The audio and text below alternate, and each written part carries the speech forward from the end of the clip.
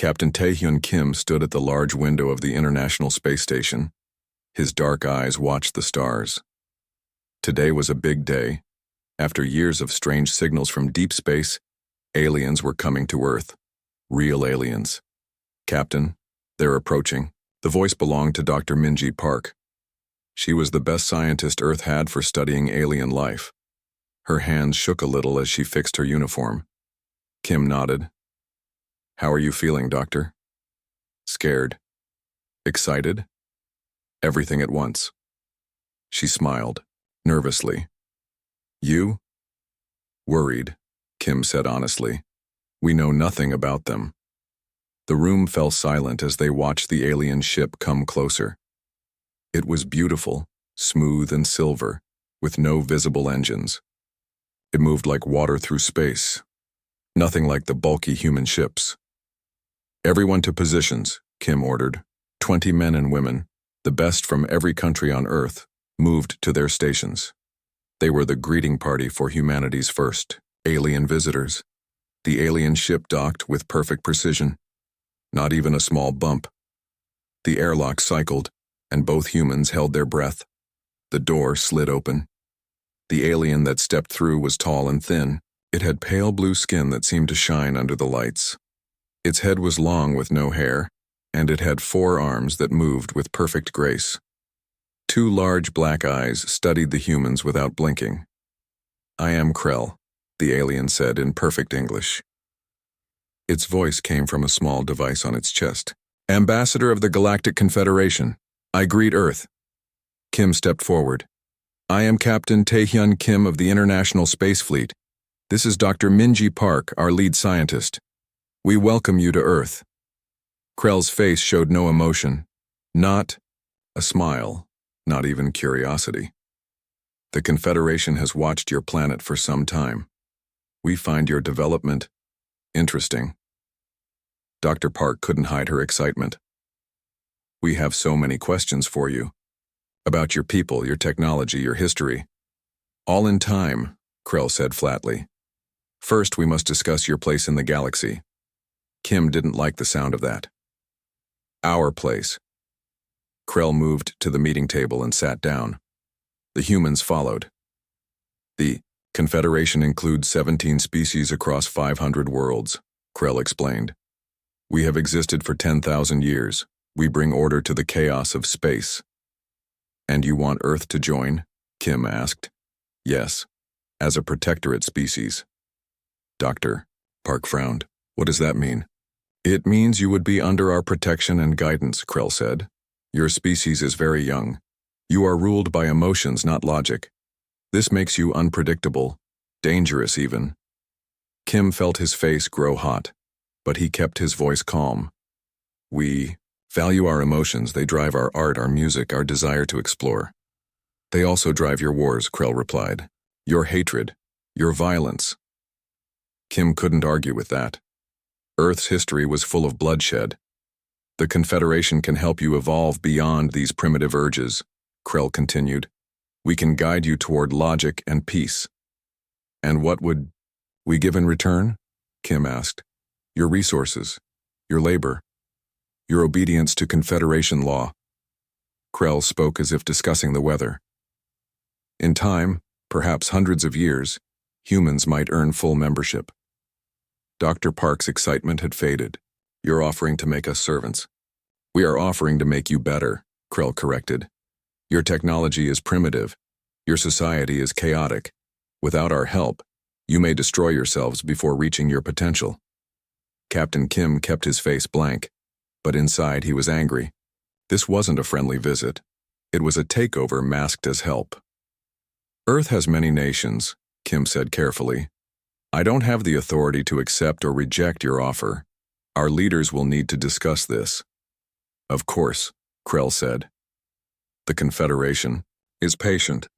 You have 3 Earth months to decide." "And if we decline?" Dr. Park asked.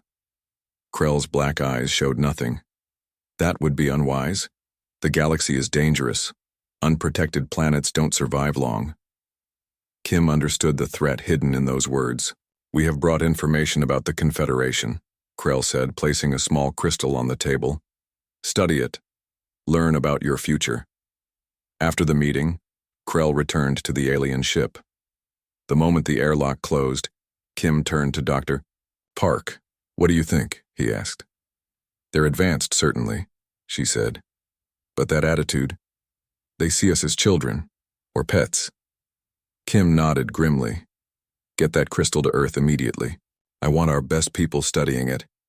You think there's something they're not telling us? I know it, Kim said. No one crosses space just to help strangers. They want something from Earth. Later that night, Kim stood alone in his quarters.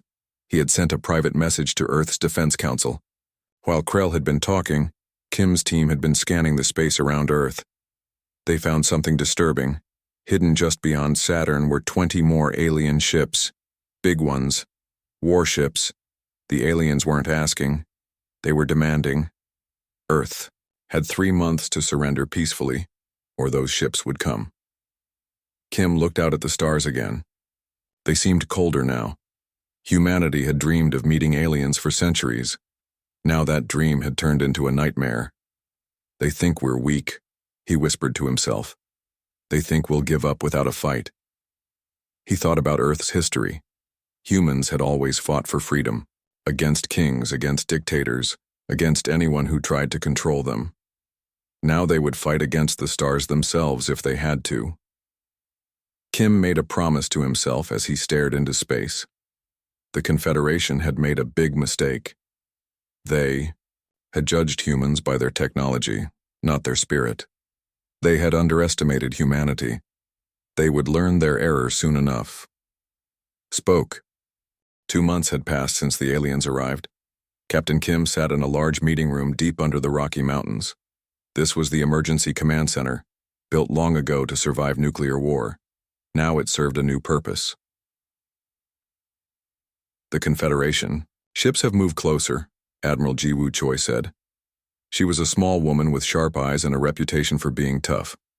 She pointed to the big screen showing dots of light near Earth. They're not hiding anymore. Around the table sat the most powerful people on Earth. Military leaders, scientists, and government officials from every major nation. President Hyun-Soo Lee of the United Earth Council looked tired. Dark circles showed under his eyes. What have we learned from their crystal? The president asked. Dr. Minji Park stood up.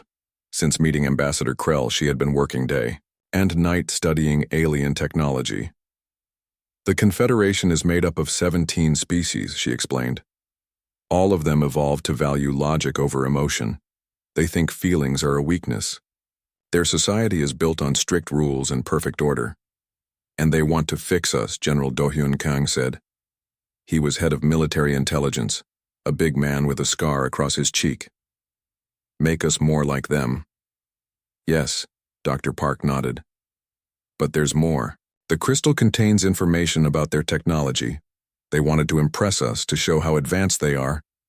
But they've given us valuable secrets. Captain Kim leaned forward. Can we use it?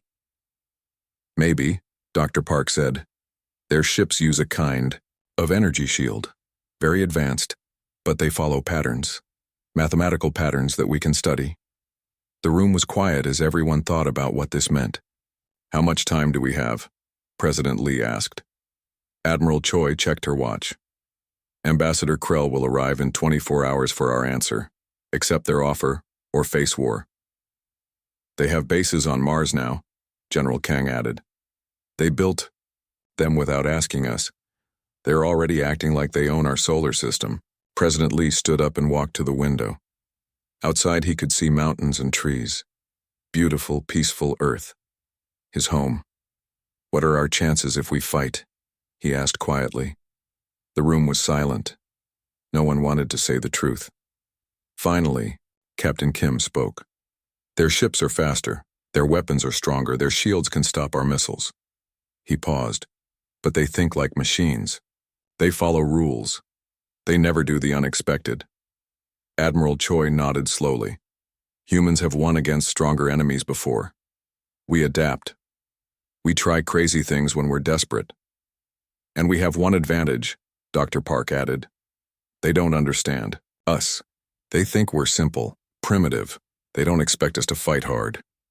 President Lee turned back to the table. His face showed new determination. Then we prepare for war while hoping for peace, he said. Dr. Park, get your best people working on their technology. If they have weaknesses, find them. He looked at General Kang. Prepare our defenses, not just military. I want regular people. Ready too. If these aliens want Earth, they'll have to fight for every inch of it. What about Krell? Captain Kim asked. What do we tell him? President Lee thought for a moment. We ask for more time. They're so sure we'll give up. Let's use that against them. The next day, Ambassador Krell sat across from President Lee in a meeting room at the United Nations. The alien's face showed no emotion as usual. Your time is up, Krell said. The Confederation requires your answer. President Lee folded his hands. We need more time, Ambassador.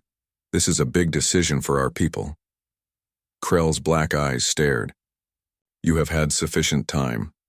Our planet has many nations, many cultures, President Lee explained. Some are eager to join you. Others are frightened. We need more time to reach agreement. Fear is illogical, Krell said. The Confederation offers protection. Please understand, Lee continued. Rushing this decision could lead to resistance. Give us 3 more months to prepare our people. Krell was quiet for a long time. Captain Kim watched from the side of the room, holding his breath. Finally, the aliens attacked at dawn. Giant ships appeared over every major city on Earth. They came without warning, 3 days before their deadline. The Confederation had grown tired of waiting. Lieutenant Sung Ho Yoon crouched behind a broken wall in what used to be downtown Seoul. 6 soldiers huddled with him. They had been regular army 3 months ago. Now they were the resistance. Enemy patrol coming, whispered Sergeant Yoona Kim. She was their scout, small and quick. 5 of them with those floating gun things. Yoon peered through a crack in the wall. The aliens walked down the empty street. They were tall with blue skin, moving in perfect formation. Their weapons floated beside them like faithful dogs. Remember the plan, Yoon said quietly. Jiho, you're the bait. Private Jiho Han nodded. He was just 19, the youngest in their squad. He took a deep breath, then darted out into the street. Hey, over here, he shouted, waving his arms. The aliens turned as one. They're floating. Guns pointed at Jiho. Surrender, human, one alien called out. Resistance is illogical. Jiho turned and ran around a corner. The aliens followed in perfect formation, never breaking their neat line. So predictable. As soon as the last alien passed, the broken wall, Yoon pressed a button. A loud boom shook the ground. The street collapsed under the aliens, dropping them into the sewer tunnel below. Yoon's squad jumped up and fired down into the hole. Not with regular guns. Those didn't work well against alien armor. They used the new weapons made with stolen alien technology. The blue pulses from their rifles cut through alien shields like they weren't even there. In seconds, it was over. Check for survivors, Yoon ordered, and grab their weapons. This scene played out across Earth. Humans didn't fight like the aliens expected. They didn't march in formations or follow rulebooks. They set traps. They used tricks. They hit and ran. The aliens had expected to win in days. After 3 weeks, they controlled only a few major ports and cities. High above Earth, Admiral Jiwoo Choi stood on the bridge of the human ship Defiance. It was Earth's newest war vessel, built with reverse-engineered alien technology. Much smaller than the Confederation warships, but faster. Enemy formation approaching, Admiral, reported her second-in-command. Choi nodded. Begin Operation Hornet. 5 small human ships shot out from behind Earth's moon. They were tiny compared to the massive alien warships. The aliens didn't even bother to change formation. Why worry about such small threats?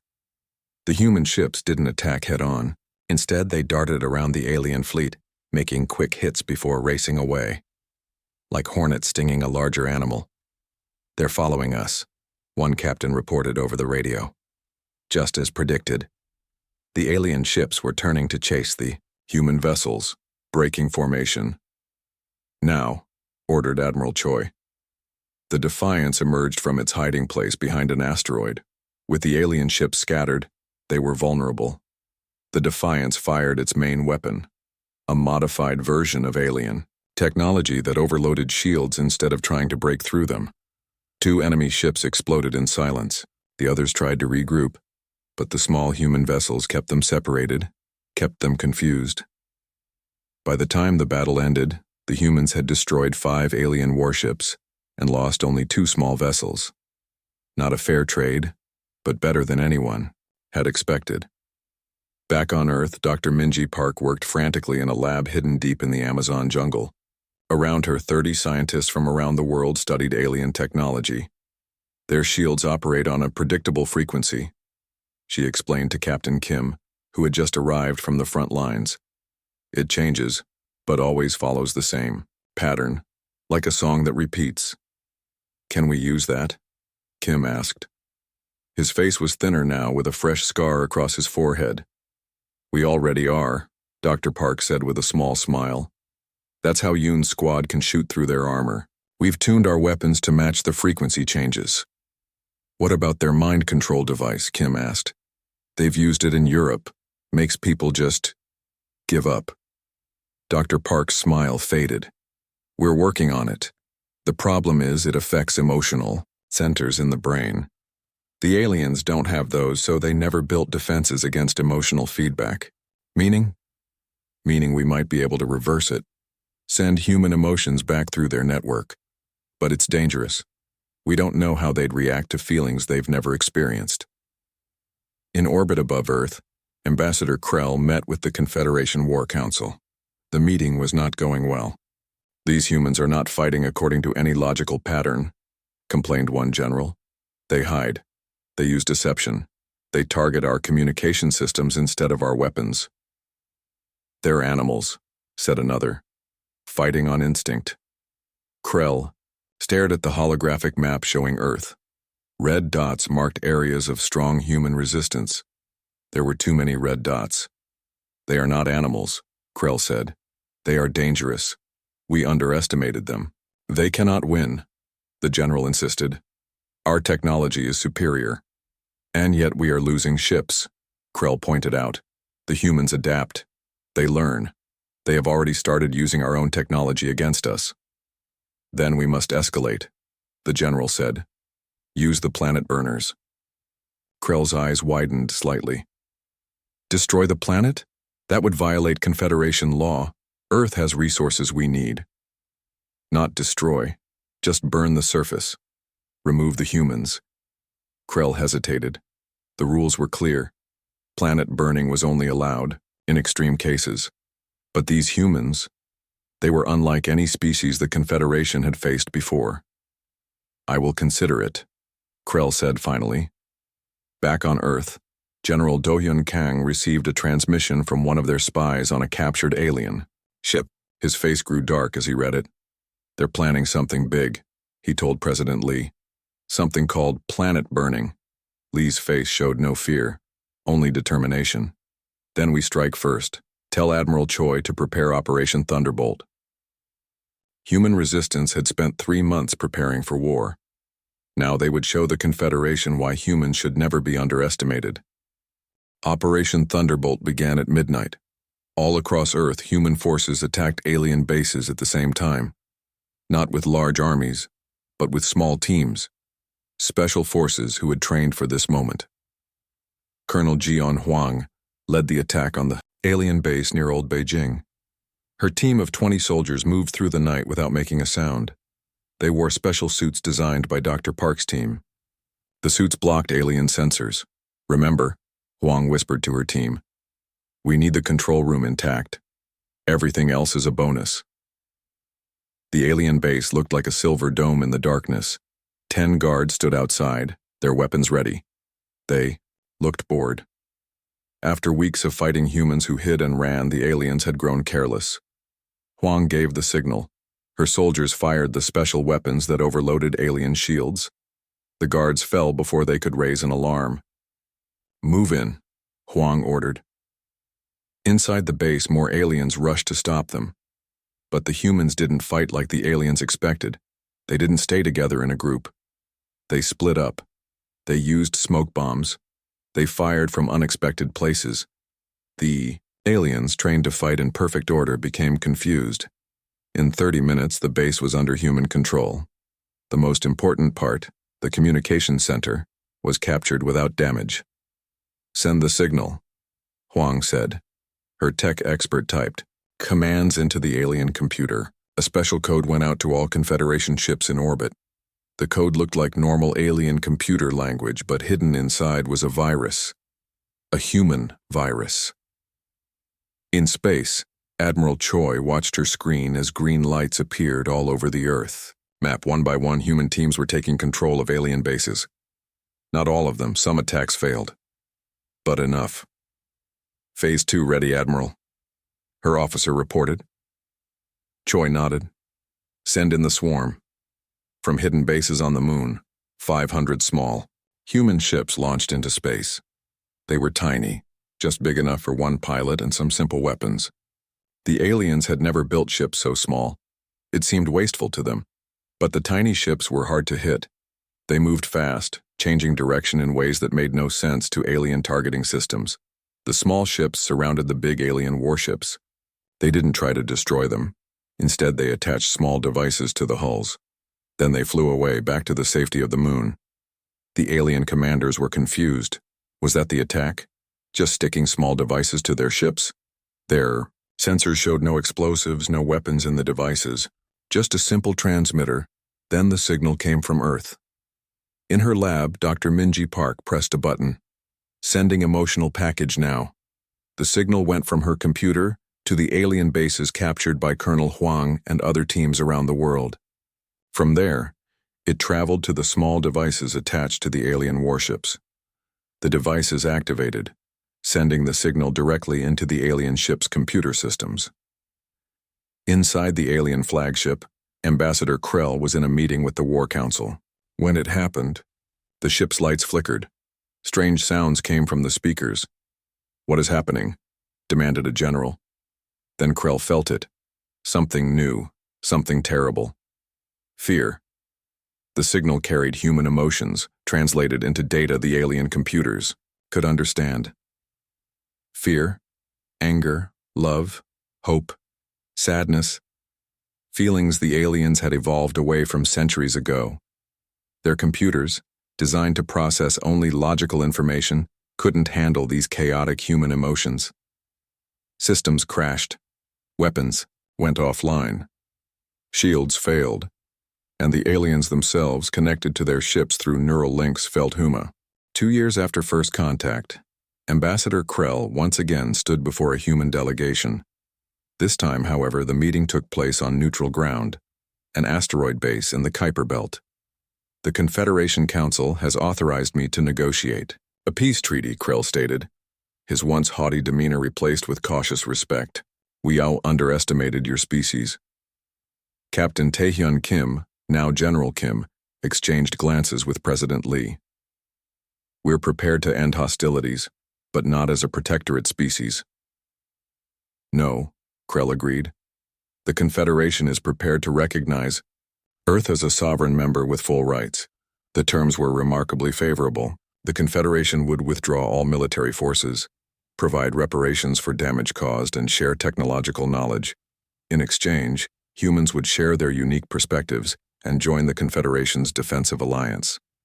"There is one more condition," Krell added. "The Confederation wishes to establish a joint military academy. Your species has demonstrated unconventional tactical thinking that could benefit all our peoples." After the treaty was signed, Dr. Minji Park walked with the Arcsur ambassador through the station's observation deck. "Your mistake," she said quietly, "was thinking that emotions make us weaker.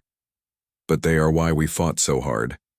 Fear, love, hope, these aren't inefficiencies. They're what make us human." Krell was silent for a long moment.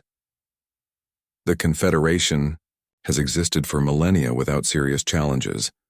Perhaps we've evolved toward stagnation rather than perfection." As they looked out at the stars, both contemplated a new future, one where logical advancement was balanced with emotional understanding, where the Confederation's technological prowess was complemented by humanity's creative spirit. The universe, they both realized, was about to become a much more interesting place.